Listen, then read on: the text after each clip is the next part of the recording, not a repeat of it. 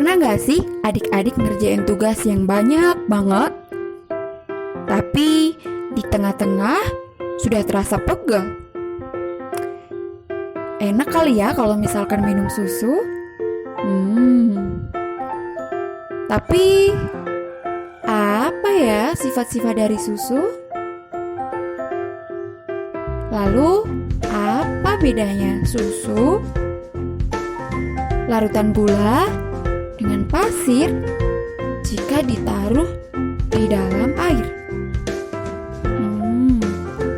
Penasaran dengan jawabannya?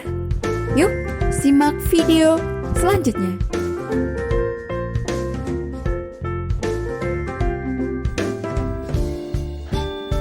Assalamualaikum adik-adik. Halo, perkenalkan saya Kak Setio.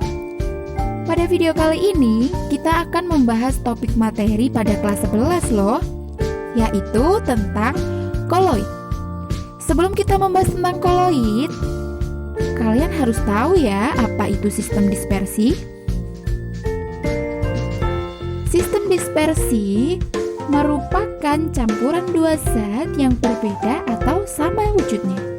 Nah, sistem dispersi itu ditandai dengan zat terlarut atau disebut dengan fase terdispersi dan zat pelarut atau fase pendispersi.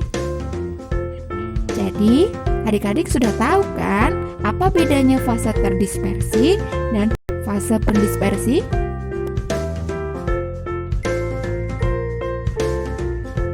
Sistem dispersi terbagi menjadi 3, yaitu larutan, suspensi, dan koloid. Pada video sebelumnya, Kak Setio sudah memberikan 3 kasus zat terlarut ya. Yuk, kita bahas satu persatu.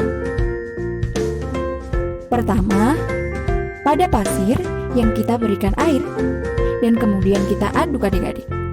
Ternyata, lama-lama kita bisa melihat jelas ya batas antara pasir sebagai medium terdispersi dan air sebagai medium pendispersi.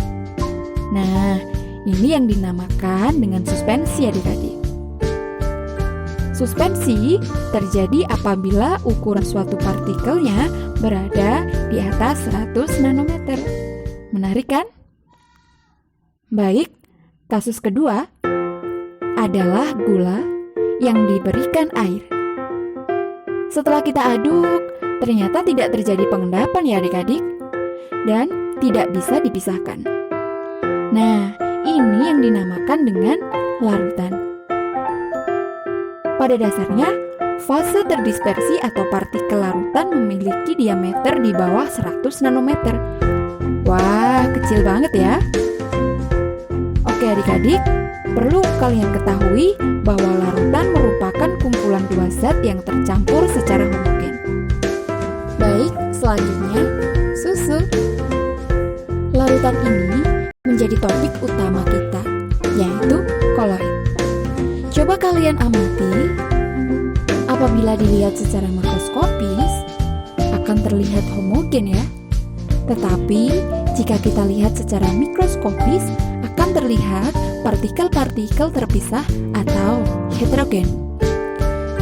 Pada dasarnya, fase terdispersi tersebar merata pada fase pendispersi. Nah, ukuran partikelnya berada di angka 1 sampai 100 nanometer.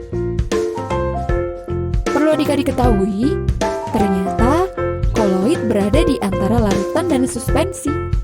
Dibilang larutan bukan, suspensi juga bukan. Biasanya, koloid ditandai dengan warna yang keruh, tetapi tidak ada endapan dan tidak dapat disebut. Unik kan?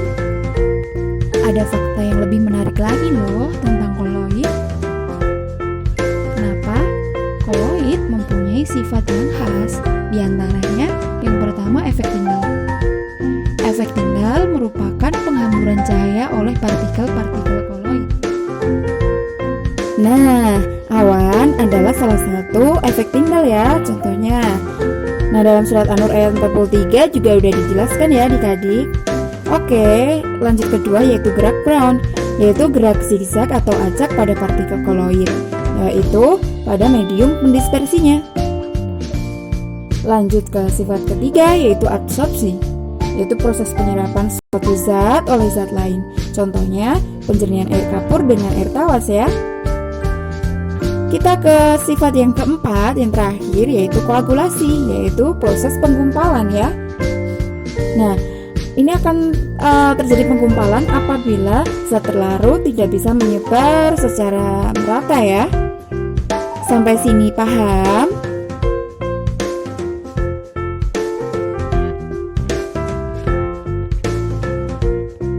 Terima kasih. Saya Kak Setio, pamit undur diri. Wassalamualaikum warahmatullahi wabarakatuh.